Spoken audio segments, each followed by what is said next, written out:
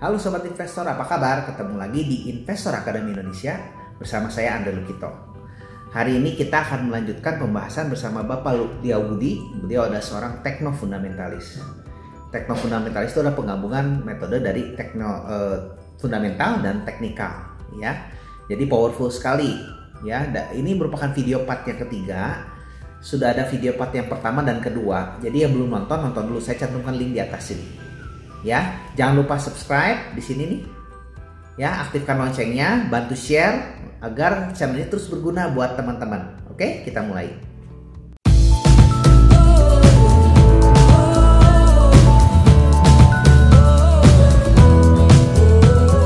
Dia kalau candle besar itu tidak mungkin dihasilkan oleh retail.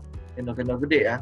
Untuk saham-saham yang benar loh ya. Kalau saham-saham nggak jelas kita untuk saham-saham yang jelas, kalau dia bisa menghasilkan candle besar, itu udah pasti tidak mungkin dilakukan oleh retail. Ya, artinya gajah sudah ada di dalam. Nah, tinggal kan ini dia udah lari nih. Tinggal kita buy on pullback. Prinsip dagangnya gajah, kan kita nggak mungkin nawar ke atas. Jadi kalau dia best, terus tiba-tiba muncul boom gitu ya, satu candle besar, itu harusnya menjadi sebuah indikasi buat kita. Ini kalau baca teknikal doang ya, menjadi sebuah indikasi buat kita bahwa sudah ada akumulasi dan ini udah siap jalan. Tapi begitu dia membentuk candle besar, itu biasanya baru nyoba. Jadi setelah smart money masuk, institusi lokal itu udah mulai masuk. Nah, begitu institusi lokal masuk, artinya apa yang diakumulasi oleh smart money itu kan bocor kan. Institusi lokal tahu kan. Nah, sedangkan si smart money mungkin saja dia belum cukup akumulasinya. Jadi yang dilakukan adalah ini harus diturunin dulu. Itu yang kita sebut sebagai pullback kan. Begitu dia pullback ke arah sekitar resisten base ya, resisten base atau resisten sideways sebelumnya, biasanya dia akan bawa turun ke resisten itu dulu untuk retest. Nah, jangan tunggu sampai dia ada di resisten. Biasanya kita udah mulai cicil pasti pullback. Nah, setelah itu dia biasa akan bawa naik lagi. Ini untuk saham-saham yang kita udah tahu why-nya ya, bahwa ini akan jadi beggar segala macam. Nah, itu secara teknikal biasanya saya lihatnya seperti itu. Itu untuk menggampangkan orang-orang memahami teknikalnya lah. Dia udah best, tiba-tiba boom gitu kan. Boom gitu kan, ada satu candle yang besar. Nah, candle besar ini itu adalah sebuah indikasi buat kita bahwa ada pengumpulan, ada akumulasi yang sedang terjadi. Either itu adalah smart money plus institusi lokal, ya, yang pasti adalah bukan retail yang melakukan. Nah, kalau kita udah dapat indikasi ini, kita tinggal tunggu dia pullback. Pernah nggak kok ngumpulin sebelum ada candle itu kok? Kita harusnya selalu memang ngumpulin itu. Makanya kalau misalnya lihat tekniknya Mark Minervini, kita selalu ngumpulin sebelum ada candle itu terjadi. Kalau candle itu sudah terjadi, kita udah di dalamnya. Oh. Nah, cuma fase mengumpulkan ini kan kadang-kadang ada fase kita salah, kita harus keluar. Kalau itu benar, maka kita udah ikut di dalam. Oh. Itu makanya kenapa urutannya kan gampang ya. Ada Darvas Box.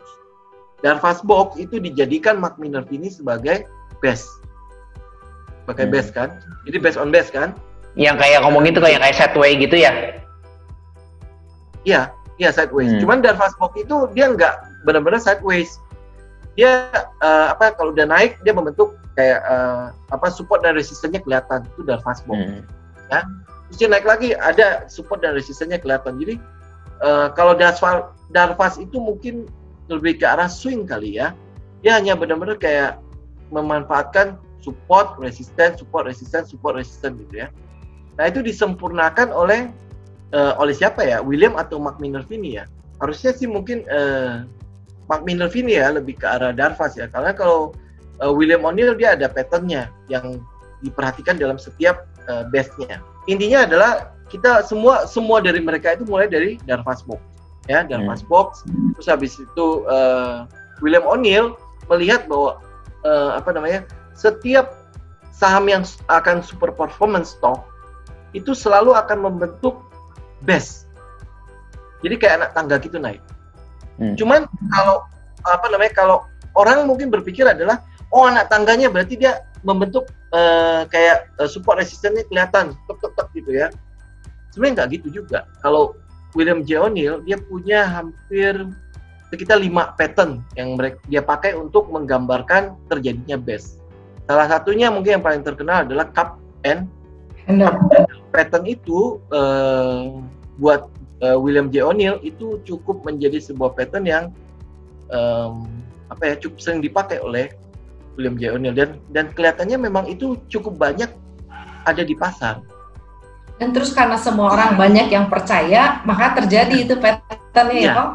Karena semua melihat sisi yang sama. Oh, gambar ini cup and handle, target segini, tarik. Semua percaya, semua lihat, semua beli, jadi ya Kok? Ya. Jadi akhirnya kesepakatan. Terjadi kesepakatan, kita ambil semua. Apa ya, kalau akhirnya gini lah, kita mau ngomong gini, pattern is pattern aja akhirnya. Pattern is pattern. Yang paling penting sebenarnya di dalam menganalisa itu adalah, ini balik lagi ya, setelah melihat itu semua, balik lagi ke psikologi. Kadang-kadang kita udah ngeliat pattern itu, kita nggak berani masuk.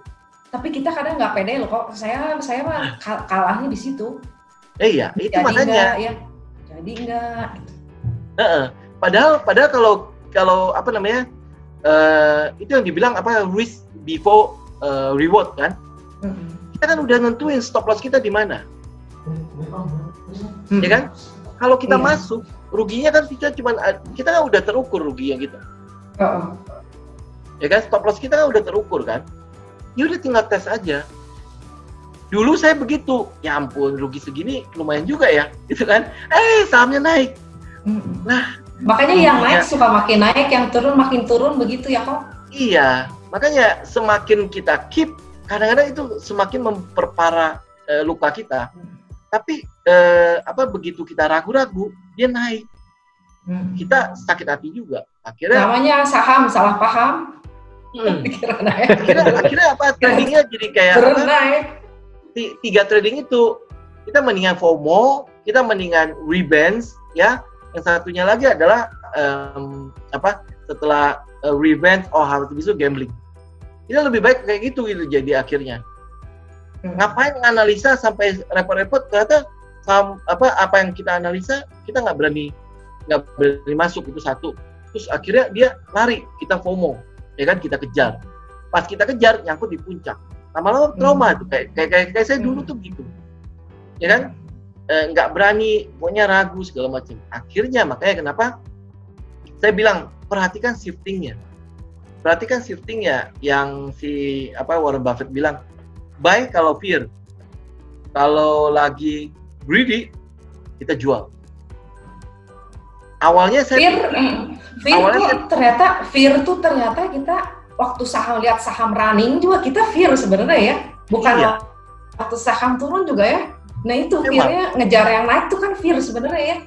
Betul, itu namanya fear of missing out kan sebenarnya. Cuman yang saya mau katakan itu gini loh, shifting secara big picture-nya. Kayak kemarin tuh yang waktu awal Juni waktu di penutupan Mei menjelang ke Juni, itu kan saya udah mulai lihat tuh, kalau kita tarik trendline ya, dia kan breakout trendline. Dari trendline yang bawah itu dia breakout gitu kan. Apalagi saya kan konfirmasi ke pola berulang di bursa, kita ngelihat bahwa Juni itu bagus. Ya, apakah ini mau diambil momennya? Sedangkan si asingnya udah masuk cukup banyak. Jadi mulai awal Juni saya udah mulai akhirnya trading lagi setelah libur dari Januari pertengahan kita benar-benar nggak ngapa-ngapain. Terus pas Juni dia breakout dari trendline itu, kita udah melihat euforia indeks kan sideways tuh, orang udah mulai tidak memperhatikan pasar.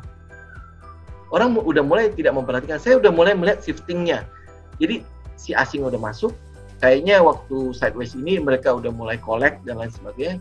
Terus dia breakout penutupan di bulan Mei lah, dia breakout dari trendline. Makanya tanggal 2 Juni 3 Juni ya, hari Selasa tuh kita udah mulai masuk. Nah, minggu pertama Juni itu euforianya luar biasa.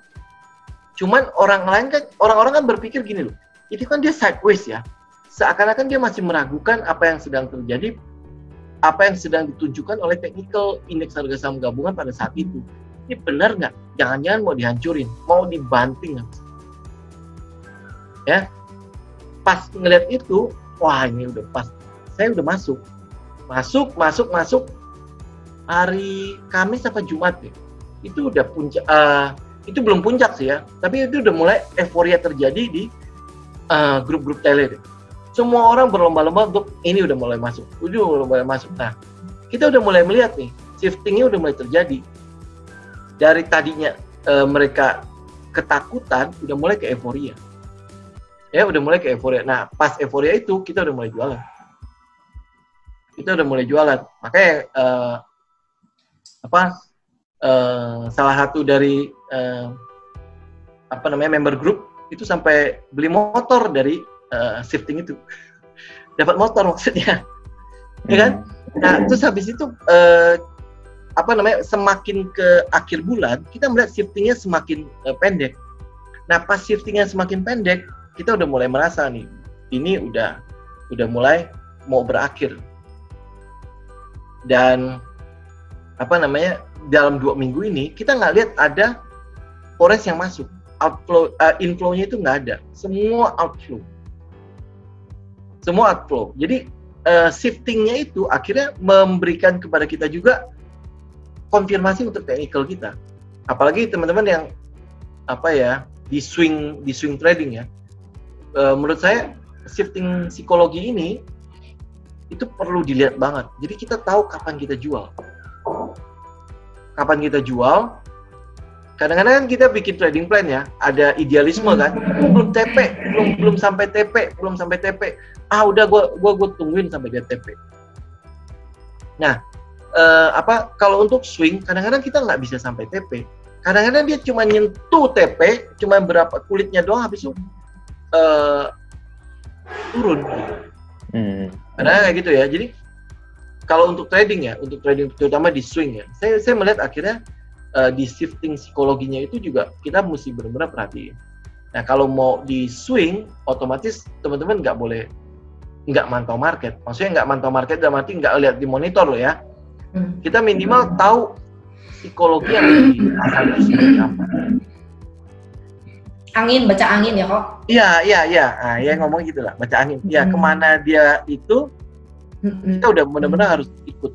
Kan filosofi saya kan kalau untuk bisnis kan ikut gajah kan. Kalau si gajahnya udah mulai keluar, ngapain lu stay?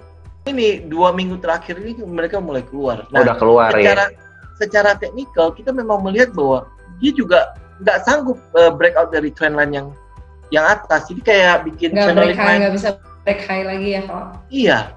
Dan itu dia udah nyoba 2 minggu loh. Nggak tahu dia mau sideways lagi kok, bikin kayak kemarin lagi panjang begitu. Nah iya, kalau dia turun ke sideways, kita mungkin masih agak aman. Ngerinya itu dia bikin second wave, pung gitu ke bawah. Karena kalau ngelihat referensi 2008 kan ada periode di mana kayak bull trap gitu kan, kayak sekarang gitu kan. Dia naik, terus habis itu yang kedua itu yang jatuhnya jauh lebih parah. Ya kalau Elliott wave mah wave 3 itu ya sebutnya ya. Kayak Elliott wave gitu ya. Cuman ya nggak tahu ya dengan situasi nggak tahu sih. Iya, situasi Y market yang kayak gini ya. Nggak tahu, Korea kalau jadi perang sih lumayan juga. Itu satu. Terus habis itu Hong Kong Taiwan, urusannya Amerika masih masuk lagi di situ. Perang dagang Cina US nggak kelar. Terus sekarang mulai lagi Cina sama India yang perang kemarin tuh. Ya sekarang kan udah mulai perang dagang kan, India mulai stop barang-barang dari Cina.